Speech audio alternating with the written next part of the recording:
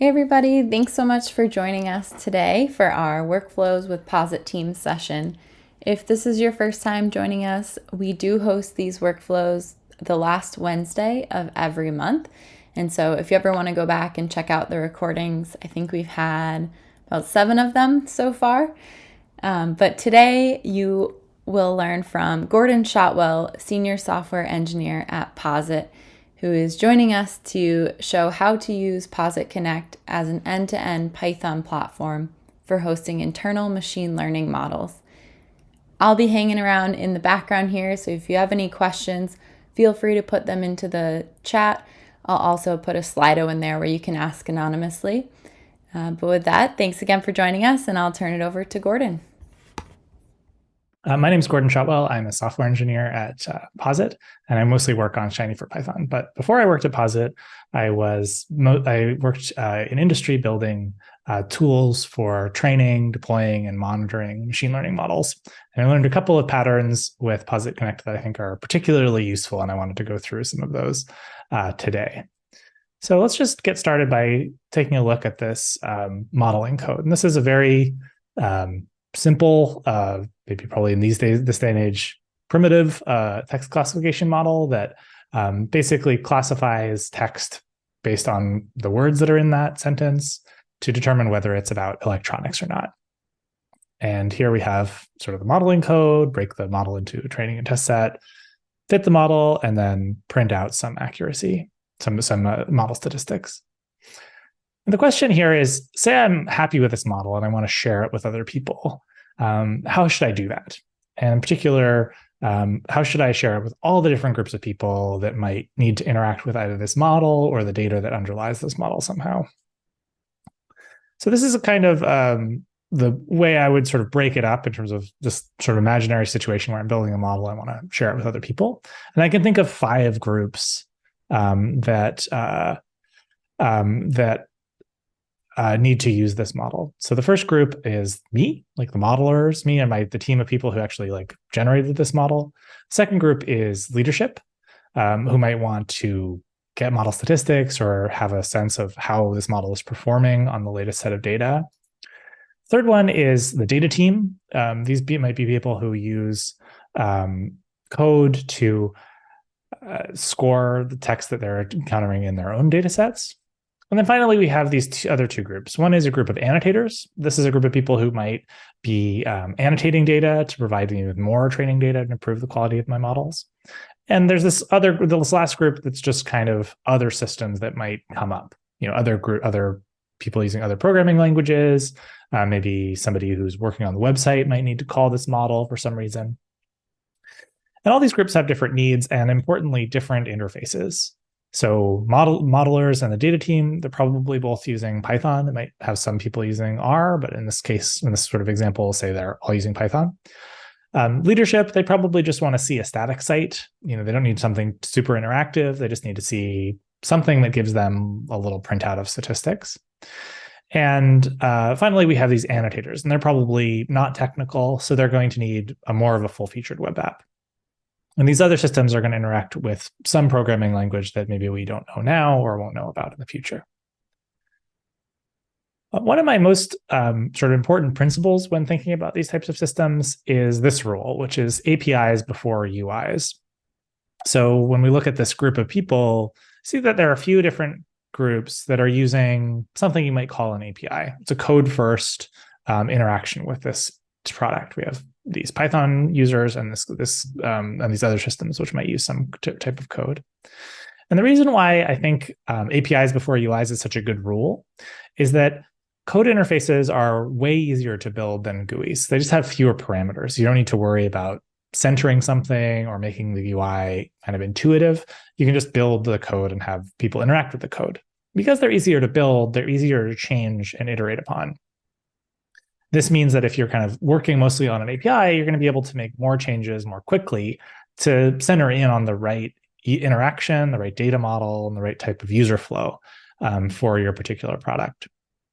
In my experience doing this for a number of years is that a good UI, a good API will usually create a good UI, both in terms of the simplicity of the code and also how intuitive it is. Once you've kind of centered on that right API, the right interaction for your problem, the GUI that serves that type of interaction is pretty obvious most of the time. The opposite is not true. I've seen a lot of times people build a GUI first, and in doing that, they kind of just sort of throw different things into some type of programming data model or some type of interface, and trying to build an intuitive code interface using those same data structures can be really awkward. So if you ever tried to analyze web data as a data scientist, this is kind of why you get this big giant blob of JSON that's not particularly well structured for your purpose, right? So if you ever have the option of building the code interface first before doing any type of GUI work, I really recommend doing this. Doesn't always happen, but in this case, we do, right? We have these three groups of people are interested in code. They're also probably our earliest stakeholders, so we might want to serve them first. Okay, so one way of distributing this model is to use a Python package, right? I could put this model in a Python package and have that package be installed from something like Posit Package Manager or Nexus or some other package hosting system. But this creates a few problems. And I would say there's three main problems. The first is that packages are necessarily really hard to authenticate and authorize. So usually when you look at internal repositories that are like PyPI-like repositories, they don't have particularly sophisticated security controls on who can download those packages. But the bigger problem is that once those packages are downloaded from those repositories, they're just in the wild. There's no real way for us to control who has access to them. We can't create fine-grained controls. For example, give some people access to one Python function in the package and other people access to another one. And if the individual human who just downloaded that package shares it inappropriately or leaves their laptop open and unattended, anything that's in there, including the model or any type of data that's in that package, is going to be exposed, right? So if we're working on a model that maybe includes some sensitive intellectual property or might encode some sensitive data or expose some sensitive data, that's going to be a really big problem, right? We want to have the ability to authenticate the model when it's called. And the second big problem with packages is that they always require user input to update. So if I were to distribute this model in a Python package just by itself, if I ever changed the model or updated it or changed some part of how that model is called, I would need to ask all of my downstream users to update their installation. And they would need to do that probably in a lot of places. So they may need to update it in all the different virtual environments they have on their computer. If they've deployed assets to Posit Connect, they would need to update all of those. It becomes an enormous hassle. And the final reason is that would need Python, right? Most of our users are kind of comfortable using Python, but some of them maybe aren't. Maybe I have some R users at my company.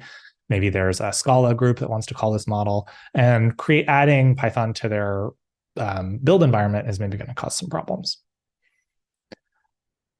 An alternative, and what I'm going to choose here, is to use an API.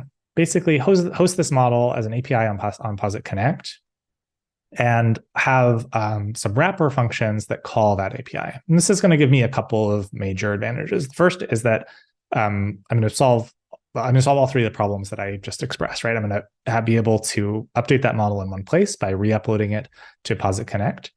I will be able to authenticate access to the API, both the top level domain, and also I can authorize any of the endpoints that people call.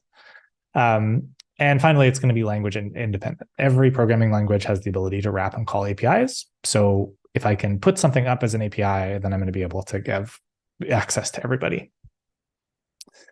So I'm going to go through kind of the overall diagram here, and then I'm going to take it piece by piece and show you the code that I developed for these projects. So this is kind of the big picture of what I'm trying to do. And I have kind of three groups here. So the leadership, I have data scientists who might use both an R or Python package. And then I have these annotators. And I'm also showing the interface that these people are going to be using. So this leadership group, they're going to be looking at a rendered Quarto document. These data scientists are going to be interacting through a Python or R package with an API. And then the annotators are going to be interacting with a Shiny app. The API in turn is going to call a data store, and I'll show you what that is, but I would recommend probably this should be a database that sort of lives outside of Connect. But everything else can exist on Connect. And the reason why I really love Connect for this purpose is that it gives me a kind of safe space that I'm able to deploy all these different types of assets for all these different all these different users without needing to have a lot of conversations with either DevOps, security, or any kind of regulatory situation at my company, right? Since I have Posit Connect set up, there's this one-time investment of getting that through all the different layers of approval that you need to implement something like this. You can secure it in a way that is compliant with all of your company's policies. But once you've done that, you can just deploy these things to this product. It makes it a really useful prototyping solution, both for sort of small things like a Shiny app or a Jupyter notebook, but also for these larger interconnected systems, right? I can validate that this whole thing works with just me, the data scientist, doing the work. I don't need to involve other people getting the infrastructure or approving that infrastructure. All right, so this is a lot. So we're going to start with this API and show you kind of the endpoint for this API, which is this API here. And so you see this API is a fast API, and it has a few different endpoints. So I have the ability to append training data to this data set. I can score the model. I can update the model. I can get the last updated date, and I can query the data. And what's nice about this is that this is interactive Swagger documentation. So it'll give me kind of some information about what this is expecting. In this case, it has no parameters, and it just gives you a successful response, or gives you a string response. And I can try it out. So I can just click execute, and it's going to give me both the curl command that I used to call this, the request URL, and then also the response for this particular thing. And for some of these, that gets a little bit more complicated. So I chose FastAPI for one main reason. And the main reason so FastAPI has a few great benefits. Like, one is that it's very fast, but in my case, I don't particularly care about this being a fast API. It's a very simple one, so many of them are going to be fast enough. But what FastAPI gives you is this, which is a clear example of what data type this is expecting. So in this case, it's expecting a list and then a JSON object with a key value pair of text with text annotator annotation. These two need to be string, and this one needs to be a Boolean. And the way that is produced, if I go over to my API code here, is by creating these pydantic models that tell the API what it should expect. So here I'm defining this training data class, which is just a very simple sort of key value model with these three keys and these three value types. And then when I write my Python function, I'm able to refer to that. I'm saying this data, I'm using type annotation to say this data is expecting a list of training data elements. And that list of training data elements is then going to generate this expected value. Not only will it sort of generate that from the documentation perspective, but it's going to validate that for me. So if somebody sends malformed, sends a different type of payload to this API, it's going to give me a 422 error. So for example, if I take this annotator one out here and I try executing it, the response I get is a 422. And what that means is that the API is expecting a particular form of data, and you didn't supply that data. So it's going to give you an informative error for that without me, the programmer, needing to write any of that validation. I don't need to do anything. I just need to declare in the FastAPI type annotation that that's what I'm expecting, and then I'm going to get that result back.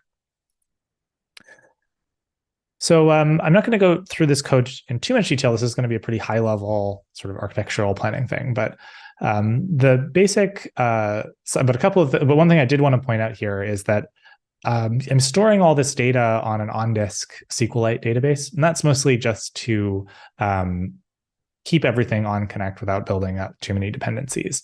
But that particular, if you were doing this in reality, I would recommend pulling that out to another data store. So that's kind of, so to go through some of these models a little bit, I have append training data, which just takes a list of those training data elements and appends them to my SQLite data store. I have a model scoring endpoint, which opens up the latest model that's been uploaded and returns a single score. So it's taking a bit of text and returning that score. I have the ability to update this model. So I have an update model endpoint, which takes both the machine learning model and the vectorizer to sort of turn your text into the right features. And finally, I have a query data endpoint, which is just sending a query and getting the result of that query, and a couple of test endpoints to just let me understand, is this API working and things like that. The way so the way that this model is intended to be used for the most part is I want to allow some people to upload models. I want to allow some people to append data, and I want other people to be able to score the model or query it. And when I'm doing that, this is kind of this notion of authorization, right? So I want to be able to sort of authenticate everybody who's joining, who's seeing this API, but I want to authorize a couple of people to do some endpoints. And I'm able to do that with this validate access function here. So this function is basically asking, is user in this control list? And if it's not, raise a 401. And that user is generated by this function, which is get current user, which just looks for the information in the header that's passed to Posit Connect. And what that is going to allow me to do is basically say, get the person who's accessing or viewing this API and respond with either you can access it or you can't as a 401.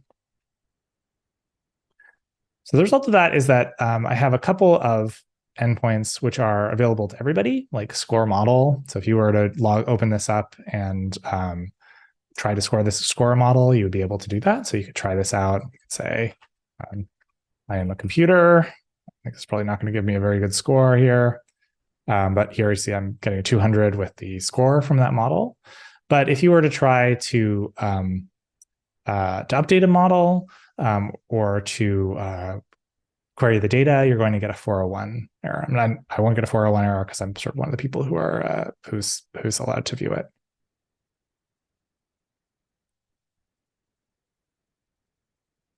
Okay, so that's mostly the API, and this has a couple of benefits. So the main couple of benefits we've just talked about are it allows me to authorize these features and allows me to keep my model in one place so that everybody who's using it, when they call the API, is kind of getting the right up-to-date model. But it's not particularly user-friendly, right? And the main reason why it's not user-friendly is that most data scientists are not actually that comfortable with interacting with APIs, I would say, right? They don't have sort of in the back of their mind, like, oh, these are what all this HTTP status codes mean. And in order to give any kind of validation that they're calling this API correctly, you have to send something back and forth to the API, which can be a little bit difficult. What we really want to do is we want to be able to surface errors easily and give people a lot of kind of like hand-holding to help them through calling and interacting with this API properly. Let's go back to our diagram here, right? So this API, usually when you're building APIs, you kind of want to make them predictable and pretty strict, but not that friendly. It's not that important that they give you great error messages or sort of guide you along a happy path. And in order to give that sort of hand-holding, give that sort of like ergonomics that you want when you're building a sort of delightful user experience, it's usually a good idea to kind of wrap that API in a package of some kind. And this could be a package of any programming language, right? Because this API is generic. But in this case, I'm going to do just a Python one. So I have my Python package here, and this package has just one class. And this is the way that I personally really like writing API wrappers, which is I have an init method that populates the top level URL and the headers. This is really useful. For example, if I wanted to change this URL, I would have it changed in one place. Or if I wanted to develop against a local running, I could set this URL to localhost. And then I typically have methods that are for each HTTP request type that I'm going to use. In this case, I'm only using post and get. And the reason why I do this is because otherwise you kind of end up writing basically this code over and over again with all of your particular functions. So I usually have a post get. If I had other methods in my API, I would write those. And the purpose of these methods is to first use that request type to call an API with a kind of with the right authentication headers and just keyword arguments, and then to handle those responses. So in this case, I want to surface basically that if it's 401, give a Python error that says you don't have access to this endpoint. And if it's 200, or if it's not 200, just give them the error code and say, unexpected status code, it's not your fault, it's the API's fault. And for the get endpoint, it's also going to decode it to return the actual result. So I usually start off by writing those sort of high-level methods, and then write more particular methods that give people a little bit more handholding. So in this case, I have this upload data argument that uploads pandas data frame. And what that does is, first of all, it checks if it has the right columns, right? So rather than sending it and giving some HTTP error saying like this is the wrong data type, I want to sort of stop that before I send it to the API, before I do that post. And what I'll do is I'll sort of give a check that they have these right column names, and then if they do, I will serialize that into a dictionary and then post that to the endpoint. So this is how I would upload sort of from code a data set of text and annotations. I have another function, query data, which takes a SQL query and just sends that SQL query and returns a data frame. And then I have two more methods. One is upload the model, which both gives me some type annotation that like this is the type of model and the type of vectorizer that I'm expecting, and will sort of open those files, or we'll like write those models to disk and then post those two files up to the API. And finally, I have a method to score the model, which is very simple. It just takes the score model endpoint and sends the text, and a last updated one that just will tell me the last updated time.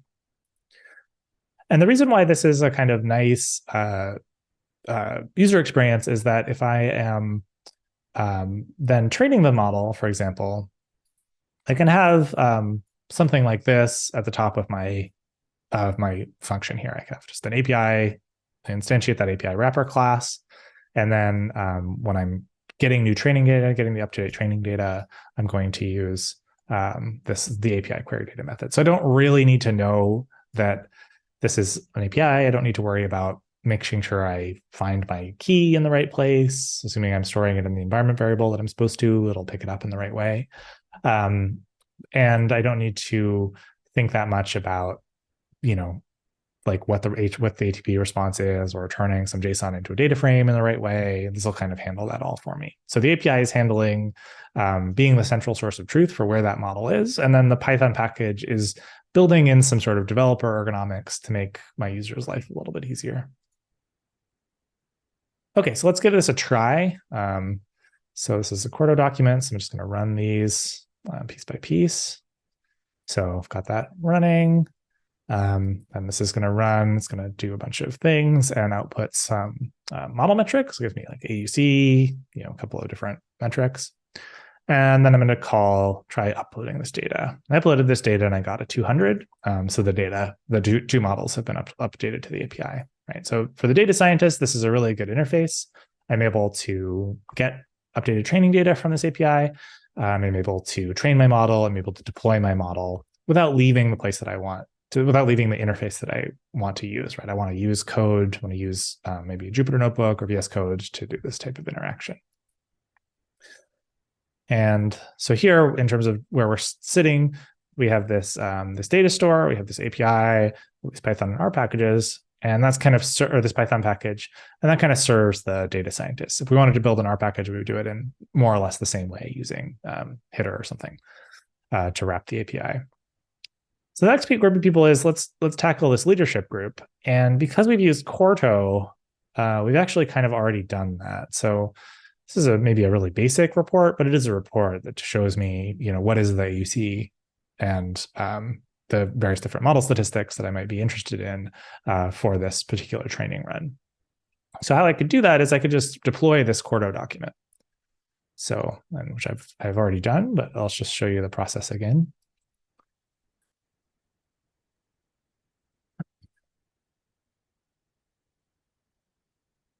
If I found it.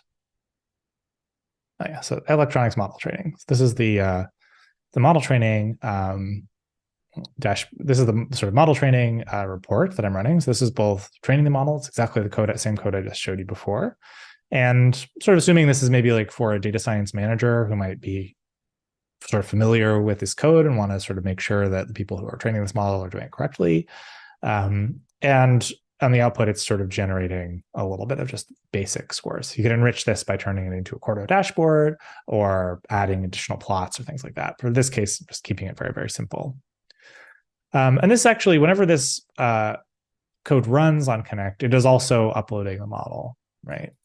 And since it's uploading the model, we can turn this really easily into a regular retraining service by scheduling it. So if I go over here and click schedule this output for default, and say I want to just retrain this model monthly.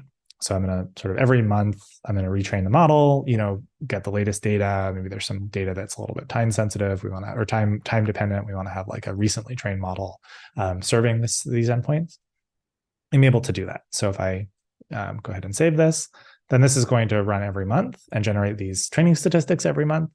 And I can also have this email to anybody in my organization. So that gives you that ability to both sort of keep people informed and also notify them when that training has happened. If we wanted to make this a little bit more rich, for example, we could also have an error check for certain qualities of this model. So for example, I could check that this accuracy was not degrading or this AUC was not degrading and raise an exception instead of doing the model upload. And then it would give you sort of very basic model monitoring for how your training runs were doing. Okay, so fairly easily, we've kind of knocked out this top part of the group, right? We have this Quarto document that's running and posting the model to the API. Our leadership team can read that Quarto document. And we have a good code interface for our data scientists, which both gives them the most up-to-date model, but also authenticates to them to the API in general and authorizes that particular user. So for example, if one of these data scientists had their laptop stolen, we would probably, the first thing we would do is revoke their Posit Connect key. And if we revoked that Posit Connect key, then that would mean that they wouldn't be able to access any of this modeling infrastructure. But at the same time, we have all of the nice error messages and good ergonomics of a well-designed Python package. So let's take a look at this last group. I'm going to spend a little bit more time on the code in this one because I think Shiny is maybe a newer thing, maybe a little bit less familiar to many people. So these annotators are going to be people who are just in my company who are going to manually check that the models is producing the right result and sort of generate new training data for me, right? This is one of the best ways, especially for things like large language models, just improving your model. Most of the time, you're not going to be able to do that much better from the model selection or tuning perspective than the defaults. This is also true with XGBoost most of the time. If you just throw XGBoost at a tabular data set, it's going to give you a pretty good model for that data set. But if you give it a better data set, then that's where you're really going to see a lot of lift. So having the ability to build an annotation capacity that is quick and intuitive is very valuable. And this annotation, I want this to use a web application. I want it to use a web application because I want to build that user interface to make that annotation process really fluid and fast. So let's take a look at the end results. And then we can walk through the code. So this is the annotator. Just going to take a minute to warm up because I think it's starting a new process.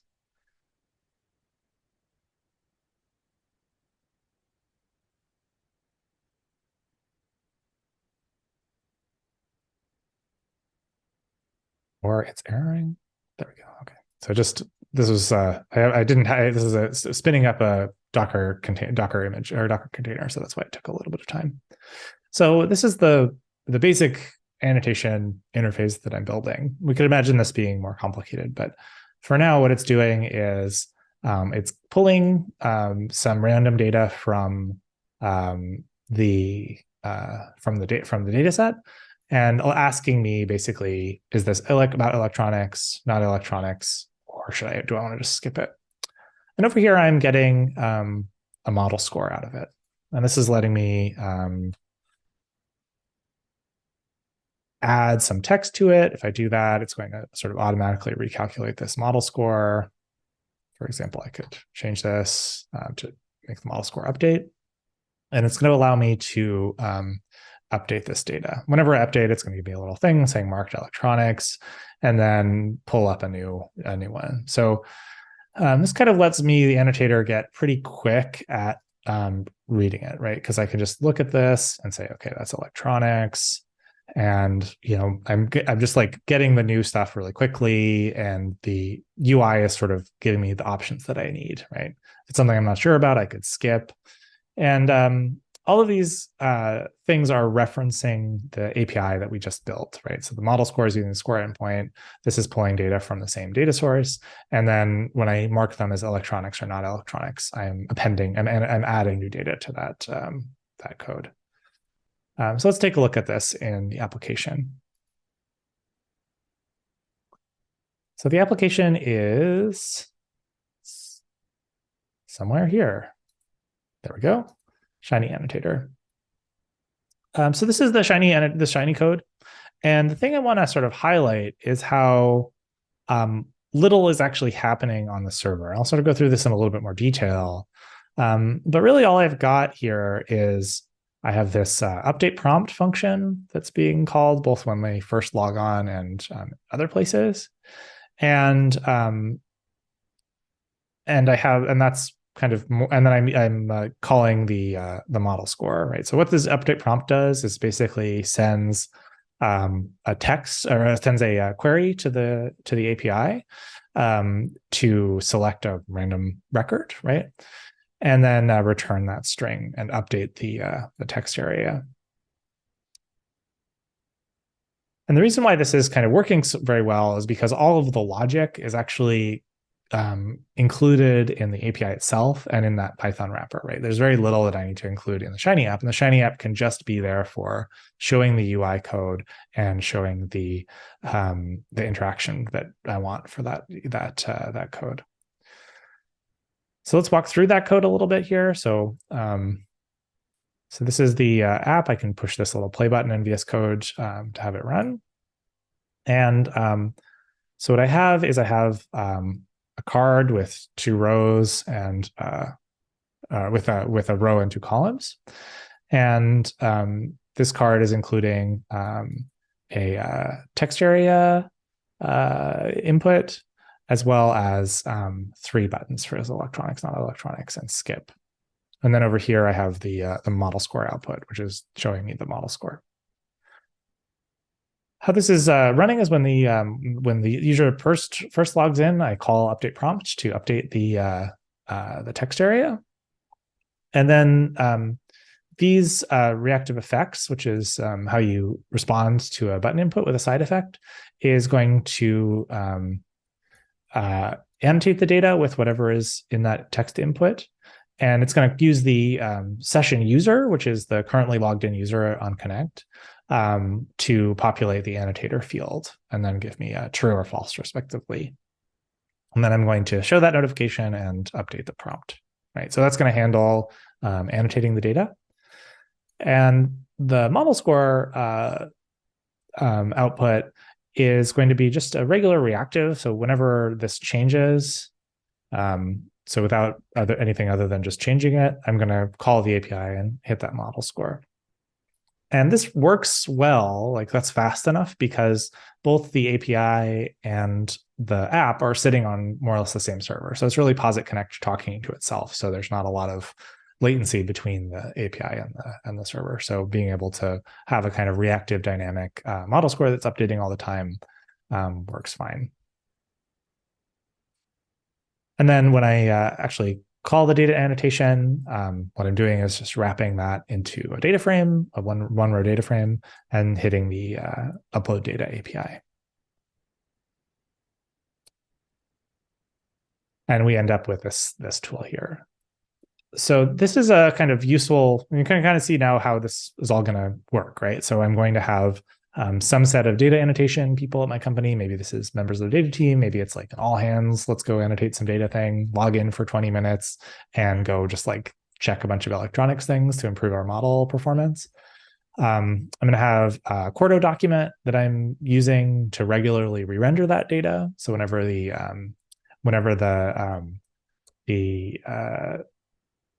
this scheduled Quarto document runs, it's going to pick up whatever the latest annotated data is produced from these annotators and post a new model to the API. And then everyone who's using a code first approach is going to get access to that most up-to-date best model that you have.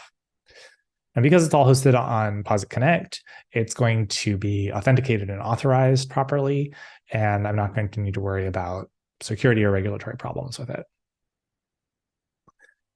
So I wanted to talk about one final benefit of taking this approach of splitting out some of your application code from a Python package or from scripts into an API, which is that it lets you move things off of Connect very easily.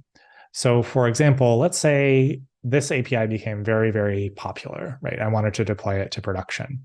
And for a variety of reasons, I don't want to put Posit Connect on my critical production path, right? There's a bunch of reasons for that. Licenses, how much licenses cost. Maybe it's a single server. I don't want to overload it. And I probably also want to not be responsible for it as a data scientist. I want somebody else to handle all the problems that come with implementing and scaling a consumer-facing API.